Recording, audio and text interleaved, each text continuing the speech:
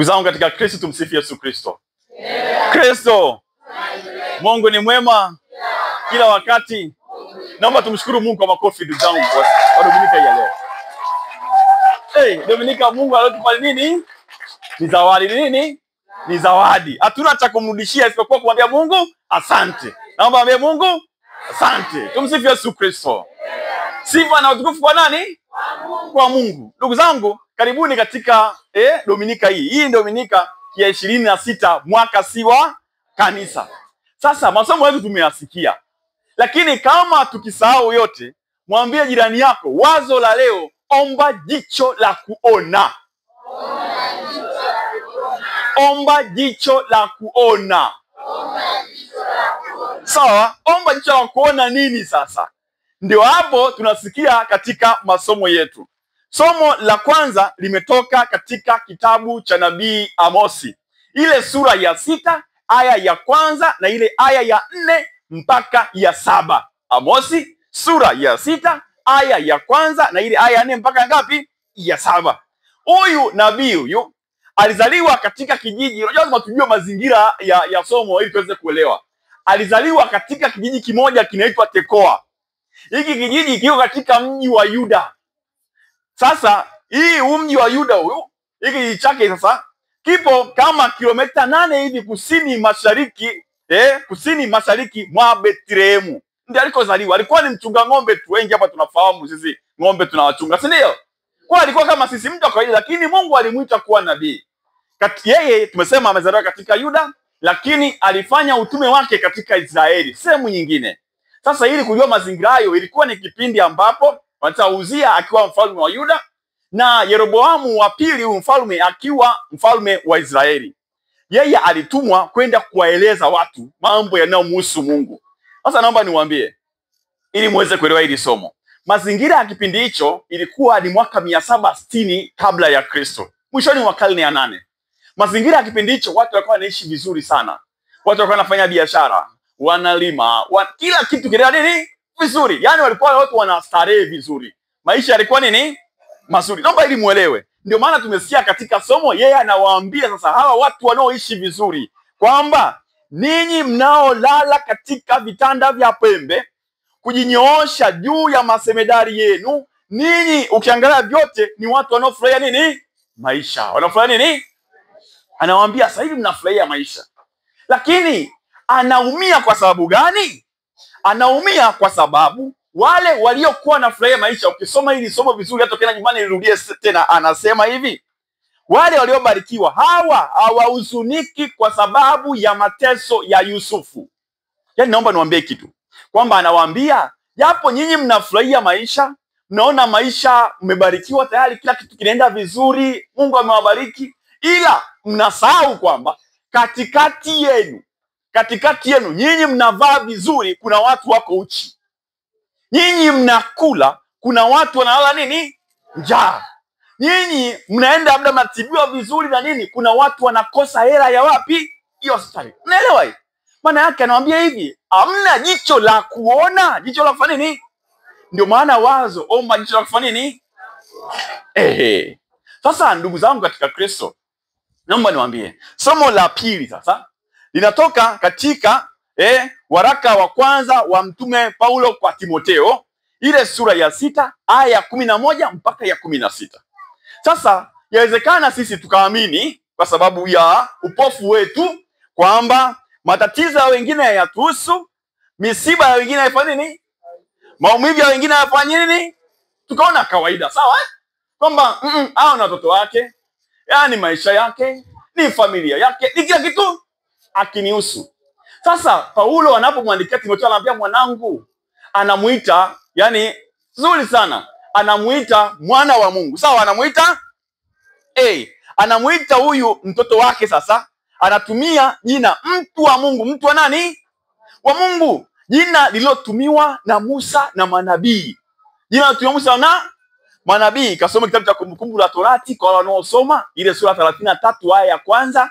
Kitabu cha kwanza cha Samueli ile sura ya 2 aya ya 27, na kitabu cha kwanza cha Wafalme ile sura ya 12 aya ya 22, au kasome sura ya 13 aya ya kwanza. Mtu wa nani? Mtu wa mtu wa Mungu. Anamuita huyu mtu wa Mungu. Sasa kiukweli, ukiwa mtu wa Mungu anamwambia uwe na akili au na maisha ya kinabii vile vile. Lakini kikubwa, maisha yako yaakisi maisha ya Yesu nani? Ya Kristo. Jamani, Kristo nakumbuka aligusa watu wengine, si ndio? Alisaidia watu wengine. Huyu anamwambia kijana wangu, kumbuka vile vile imani yako itaonekana. Ukristo wako utaonekana kwa kugusa maisha ya watu nini?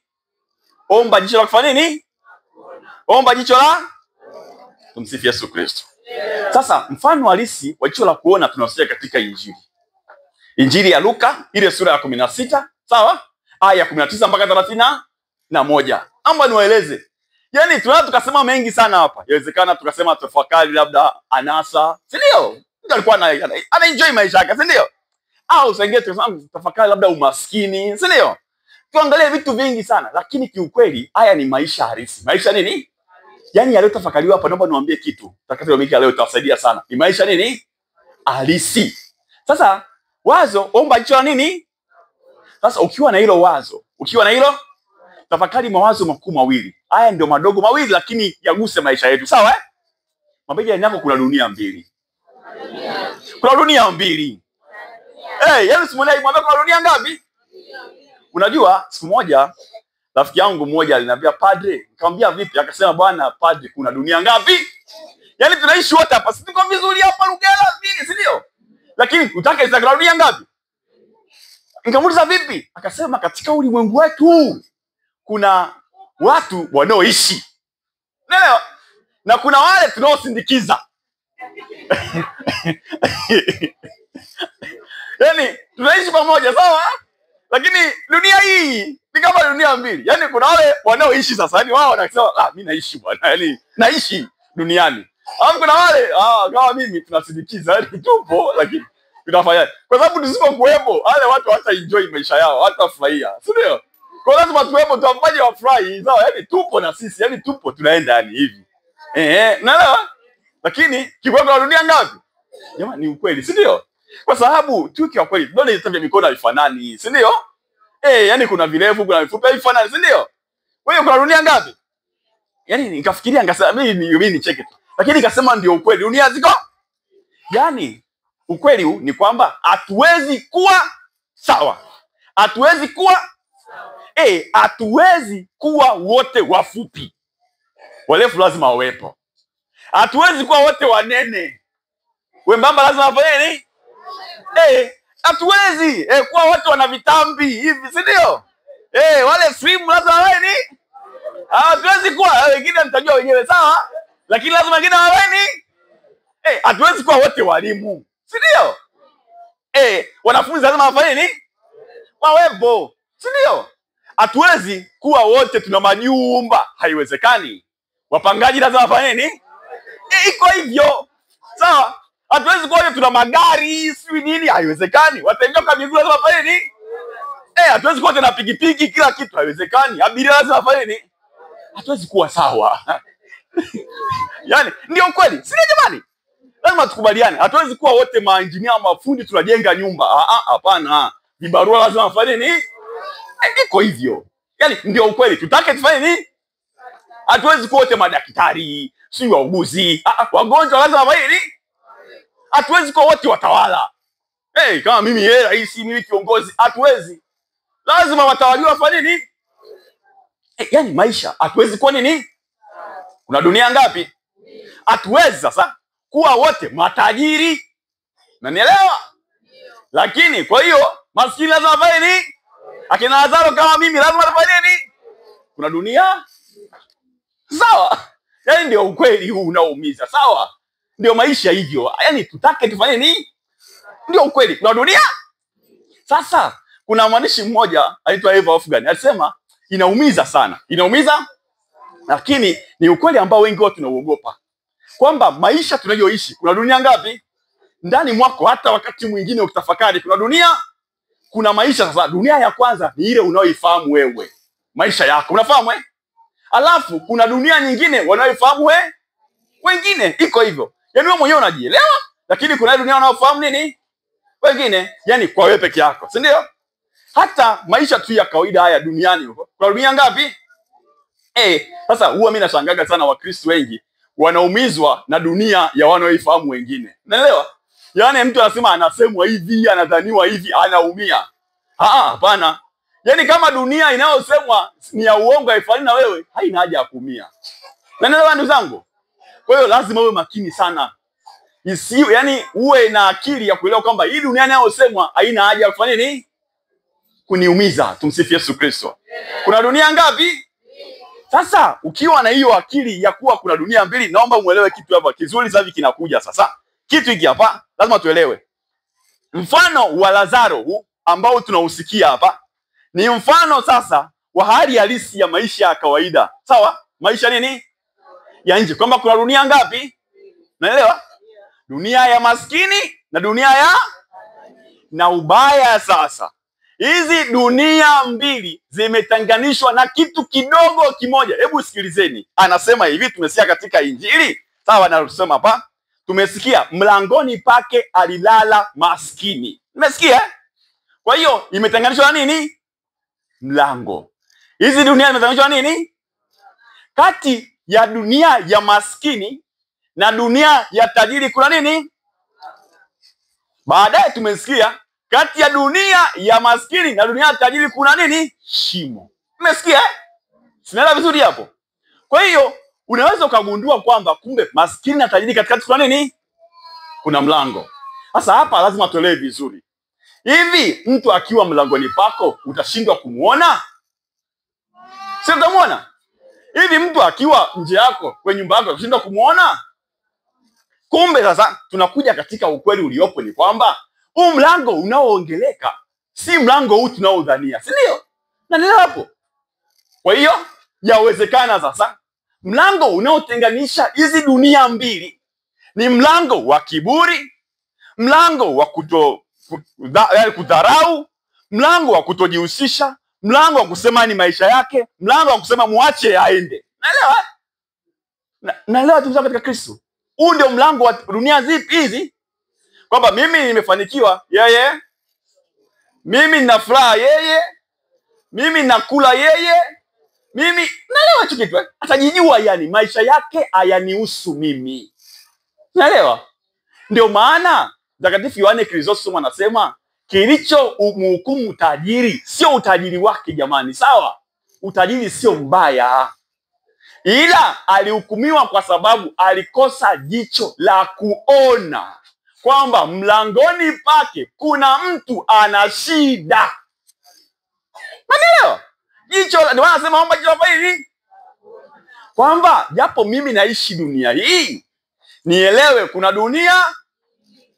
Japo mimi nafurahi, niamini nione kuna mtu ambaye ni kama mimi nashiba, nione kuna mtu ambaye ni anaja jicho dogo tu la kuona. Sawa? Ndugu zangu naomba niwaambie. Mtakatifu Ambrose anasema kitu fulani kizuri sana. Anasema hivi, mara zote omba jicho la kuona kwamba kama una kitu cha ziada, hicho umepokea kwa sababu kuna mtu amekosa. Unaelewa? Hapa tunaweza tumekaa. Kuna watu wana nguo mwaka mzima hawajazivaa. Lakini sio hapa, tuache, labda sio hapa. Sawa? Mwaka mzima unajua hujaivaa. Hiyo sio yako. Unaelewa? Kiatu fulani hujakivaa sio nini? Ukisikia watu wanatakiwa kutoa msaada, kufanya matendo ya huruma, kumbuka kwamba chukua ile nguo kwa nini? Pereka. Omba jicho la kufanya nini? La kuona. Tuna dunia ngapi? Wewe una nguo 3, kuna mtu hata moja hana. Unaelewa? Yaani kitu cha kawaida kabisa. Mimi naamini wanasema hakuna tajiri ambaye ana cha kupokea, wala hakuna maskini ambaye ana cha kufanya nini? Cha kutoa. Hakuna tajiri ambaye ana cha, na hakuna maskini ambaye ana cha kufanya nini? Omba Mungu akupe jicho la kujua tuna dunia mbili, lakini ukiwa katika hiyo dunia, sawa? Usisahau kuna mtu wa dunia wapi? Nyingine. Ukiwa unavaa, kumbuka kuna mtu yuko. Ukiwa umeshiba, kuna mtu ana nini? Ukiwa unatembea, kuna mtu ana nini? Miguu. Unanielewa? Kuna dunia ngapi? Ona hiyo. Kingine, omba jicho la kuona nini katika dunia hizi mbili. Naomba niambie kitu hiki kizuri sana. ambacho alikisema Mama Teresa wakalikuta. Na ndio hiki ambacho kimhukumu huyu tajiri. Kiko hivi, Mama Teresa anasema hivi, ugonjwa mkubwa zaidi duniani, unanielewa? Ugonjwa mkubwa zaidi duniani sio ukoma wala kifua kikuu, bali ni hisia. Bali nini? Naomba hapa tuweke, bali ni hisia za kutelekezwa, kutojaliwa, kuteswa na kila mtu. Ni nini hisia? Ni nini? Naomba niwaambie mama zangu, baba zangu, ndugu zangu hapa, tunaishi katika ulimwengu ambao ni kama Lazaro. Yaani Lazaro aliona kabisa ametelekezwa, hajaliwi, hakuna anayemuona.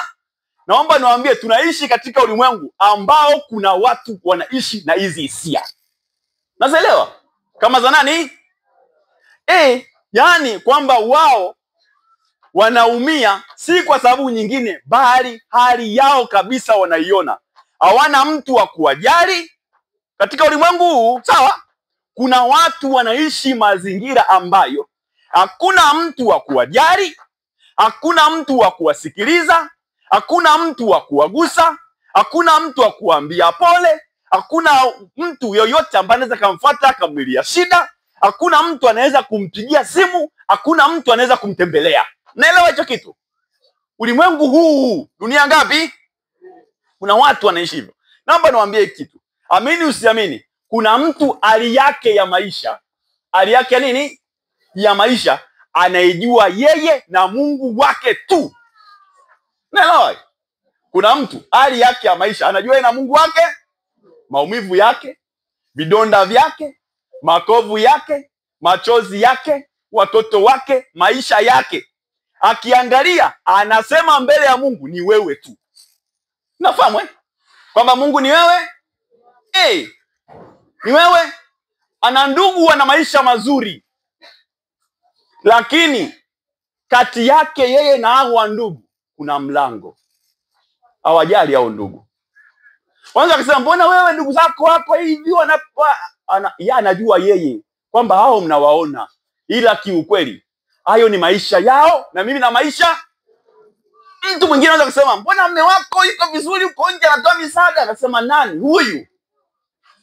Kati yangu mimi na yeye kuna nini? Anaoyafanya nje hayafanyiki ndani. Unaelewa? Mbona anatembea vizuri huku yuko maridadi, anacheka, anacheka nje, ila ndani kati yangu mimi niona niko karibu hapa na yeye kuna nini? Yani hata huu upendo mnaona anaonyesha nje, mimi nakula makobo tu. Na makobo na yatamani, yani naelewa? Natamani yani angalau hata nichekewe tu. Naelewa? Sijui mnanielewa ndugu zangu. Yani unaweza ukaona ila kwa dunia ngapi? Yani anahisi kabisa ametelekezwa. Yani yuko ndani lakini anajua kabisa hapendwi. Unanielewa? Kuondoka ataenda wapi? Haiwezekani. Sawa? Yani kaolewa katika ukoo fulani lakini mawifi zake hawamtaki. Unanielewa? Wakwe zake hawamtaki. Sijui naambia. Yani kati yake na hiki mnachokiona kuna nini? Wanasema takataka hii. Haifai hii. Sijui imekuja kufanya nini hapa. Na wengine wanashawishi hata watoto zao wamwache, wanaondoka huyu bwana acha hivi. Huyu hamna kitu. Yani anahisi kabisa fa nini? Hapendwi, hatakiwi, athaminiwi katika ulimwengu. Unaelewa? Hizo ni hisia mbaya. Zinaumiza sana. Zinatesa. Omba jicho la kuona kwamba kuna watu katika ulimwengu wana hali hiyo, wana hali kama ya Lazaro. Naelewa ndugu zangu katika Kristo. Sasa ndugu zangu, naomba niwaambie kitu fulani hapa. Wengi wetu tukiwa katika hali ya Lazaro, hali ya kudhaniwa kwamba tupendi, tunatelekezwa, tunaamini Mungu ametuacha hivyo hivyo. Naelewa ndugu zangu? Wengi tunakata tamaa. Lakini kuna jambo kubwa katika Injili naomba mlielewe. Naomba fanye nini? Lazaro katika Injili naomba tuelewe, hatujasikia wala kuandikwa, kwa sababu asemi chochote Lazaro, halalamiki, haombi, halaani, atukani, anateseka kimya, anaumia kimya. Lakini naomba niwaambie, huyu Lazaro ambaye ni mimi na wewe tunateseka kimya kimya, tunaona Mungu ametuacha, lakini mbingu zinamjua. Naelewa? Naomba niwaambie ukweli hapa. Lazaro ndiye pekee katika wahusika wa mifano ya Yesu anayetajwa kwa jina. Maana yake kwamba mbingu zinafanya nini? Mbingu zinafanya nini? Zinamjua. Jina hili Lazaro kwa Kiebrania maana yake ni Elieza. Alikuwa anaitwa Eli. Maana yake Mungu anasaidia. Kristo anataka kusemaje? Kwamba japo ndugu hawakujui, japo mume hakujui, japo majirani hawakujui, japo unaona dunia haikujui, japo unaona yote asiyekujua wala ambaye hata kusaidia, ila Mungu anakujua na atafanya nini? Atakusaidia. Wewe si Lazaro, naomba niseme wewe ni Elieza. Mungu anafanya nini? Anasaidia. Tumsifu Yesu Kristo. Naomba muelewe hicho. Hata siku moja usije ukakata tamaa ukafa moyo, kwa sababu Mungu anaona, Mungu atafanya nini? Atakusaidia. Anasema, tazama nimekuchora katika viganja vya mikono yangu. Isaya ile sura 49 aya ya 19, aya 16. Omba jicho kufanya nini? Japo kuna dunia mbili, Mungu anafanya nini? Anaona. Mungu anasaidia. Mungu anafanya nini? Ndugu zangu, wazo la pili la mwisho, naomba mwambie jirani yako, maisha yanabadilika. Hey. Maisha yanafanya nini? Katika ulimwengu tunaoishi, sina dunia ngapi? Omba jicho la kuona kwamba maisha yanafanya nini? Mtake mstake, maisha yanafanya nini? Ndio tumekisikia cha mwisho, naomba mwelewe. Omba jicho la kuona na uelewe maisha yanafanya nini? Sasa naomba muelewe hiki kitu. Maisha yanafanya nini? Sasa maskini Lazaro tumesikia alikuwa baadaye nani? Tajiri. Maisha yanafanya nini? Sasa naomba tuelewe, maskini aliyekula makombo, aliyetamani makombo, aliketi kifuani pa nani? Kwa Ibrahimu. Maisha yanafanya nini? Yanaweza yanabadilika. Yule tajiri aliyevaa vizuri sasa hivi ni oeae. Sawa? Maisha yanafanya nini? Huyu tajiri aliyekula sasa hivi anatamani tone la maji. Unaelewa? Maisha yanafanya nini? Unaelewa? Yule aliyekaa pazuri sasa hivi yuko motoni. Maisha yanafanya nini? Aliyekuwa juu sasa hivi yuko kuzimu. Maisha yanafanya nini? Maisha yanabadilika ndugu zangu. Maisha yanafanya nini? Omba jicho la kujua hicho kwenye maisha haya dunia tunayoishi. Maisha yanafanya nini? Yule aliyekuwa chini sasa hivi yuko wapi? Yule dunia iliyomdidimiza, Mungu anafanya nini? Bikira Maria alisema hivyo. Sinakumbuka ile Injili ya Luka sura ya 1 aya 52 mpaka 53. Maisha yanafanya nini? Omba jicho la kuona hilo. Mwambie jirani yako maisha yanabadilika. Maisha yanabadilika. Yaani hauhitaji ushahidi wowote ule. Sawa? Yaani hauhitaji ushahidi. Bwana alisema, hauhitaji mshu atoke kutoka kuzimu akwambie maisha yanafanya nini? Yaani haihitaji. Neno la Mungu linasema na maisha yanafanya nini? Jamani, maisha yanachange, si ndio? Maisha yanabadilika, si ndio? Katika ulimwengu wetu wa leo jamani. Tumeona hayo. Kuna mtu nakutana naye unasema, "Yai, ni huyu."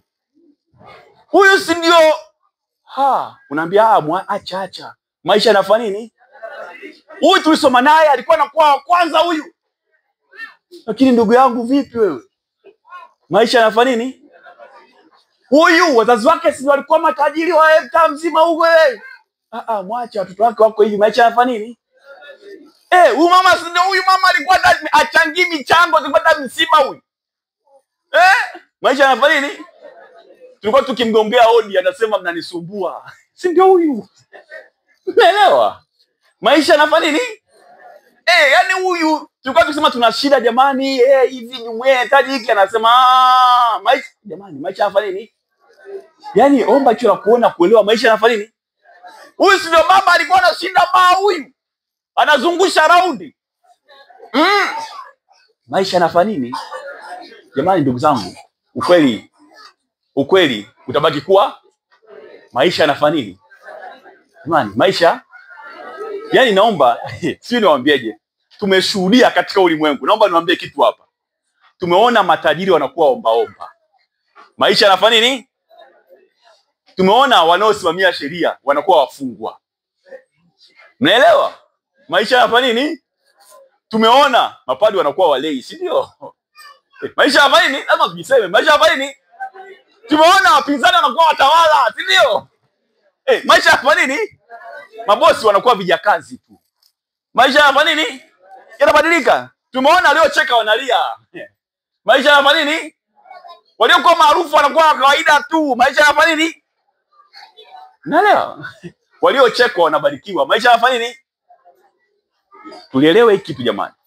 Hiki kitu tukikielewa kitatusaidia kuishi vizuri na nani? Na kusaidia watu. Kuna ndugu mmoja, kiukweli naomba niwaambie ukweli.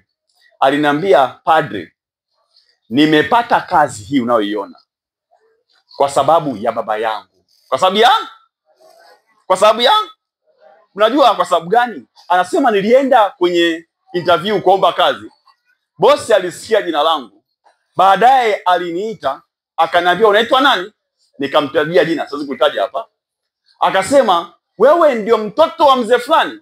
Akasema baba yako alifariki mwaka fulani wewe. Akasema ndio. Nilikuja kwenye msiba, ulikuwa mdogo wewe. Lakini nakwambia ukweli, niko hapo unaponiona mimi kama manager wa hii kampuni. Bila baba yako nisingekuwa hapa. Unaelewa? Akasema baba yako ndiye aliyenifanya mimi nikawa hapa. Niliposikia jina nikakumbuka, nikasema acha nilipe fadhila ya baba yako. Unaelewa? Katika maisha tuishi vizuri na nani? Tuwashike mikono watu wengine. Tunyanyue watu wengine. Hata kama Mungu hata tulipa sisi, atalipa vizazi vyetu. Unaelewa? Lazima tukielewe hicho sana. Maisha yanafanya nini? Mtaji mkubwa tunaweza kufanya ni kuwekeza kwa watu wengine. Ni mtaji mkubwa sana. Mimi nikuombe sana. Mungu akiwa amekunyanyua, kumbuka kuna Lazaro karibu yako. Kuna Lazaro karibu ambaye hahitaji kitu chochote. Anahitaji tu kuambiwa, huyo Lazaro anahitaji kuambiwa nakupenda. Unafahamu? Yaani mko wote nyumba moja. Hahitaji kitu kikubwa. Hahitaji kuambiwa na nini? Basi, nicho. Katika maisha Mungu akiweka juu, kumbuka kuna Lazaro ambaye hahitaji kitu. Ni ile tu muandikie barua kwamba mpeni kazi huyu. Unafahamu? Hahitaji kitu kingine. Ni hii kwamba bana mimi na mashamba na eka 10, wewe chukua kaeka kadogo tu haka. Eka 2 zikusaidie. Sio kitu, unafahamu hicho kitu? Yaani Mungu akubariki, tambua kuna Lazaro ambaye anahitaji kwamba barua ya au simu yake tu kwamba anakuja hapo, naomba muangalie. Unafahamu hicho kitu? Yaani hauhitaji kitu kingine. Ni ile tu, safi, tuko pamoja. Nitakusaidia. Ukipata shida nipigie mimi. Ukipata shida niambie. Unafahamu? Maneno hayo tu. Kuna Lazaro yuko karibu yako, anahitaji kitu kutoka wapi? Omba hicho afanye nini? Ili siku moja huyu Lazaro akiwa kifuani pa Ibrahimu aseme, bila huyu, bila nisingekuwa hapa. Mungu naomba mbariki. Bila huyu watoto wangu wasingefika. Mungu naomba mbariki. Akipiga magoti asali kwa ajili yake tu, bali asali kwa ajili yako na Abrahamu. Mungu atakubariki. Tumsifu Yesu Kristo. Mungu awabariki sana.